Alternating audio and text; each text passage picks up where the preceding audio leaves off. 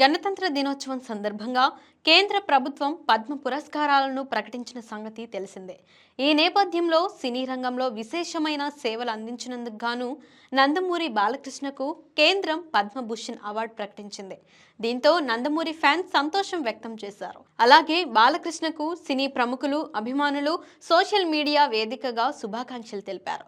Junior NTR, Kalyan Ram, megastar Chiranjeevi, Allu Arvind, Venkatesh వంటి stars బాలయ్యకు శుభాకాంక్షలు తెలుపుతూ ట్వీట్ చేశారు.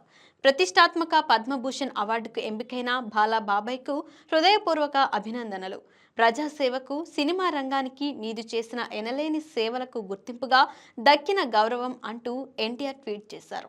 ప్రతిష్టాత్మక పద్మభూషణ్ అవార్డు అందుకున్న నా బాబాయ్ నందమూరి బాలకృష్ణ గారికి హృదయపూర్వక అభినందనలు.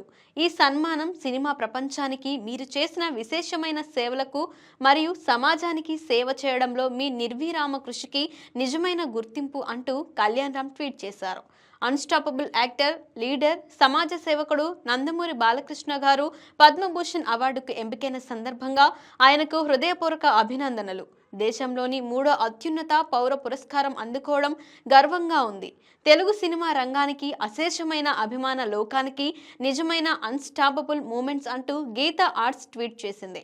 వీరితో పాటు సినీ ఇండస్ట్రీలో చిరంజీవి, నాగవంశీ, బాబీ, అనిల్ రావిపూడి, హీరో విక్టరీ వెంకటేష్, మహేష్ బాబు మొదలగు వారు నందమూరి బాలకృష్ణకి శుభాకాంక్షలు తెలిపారు.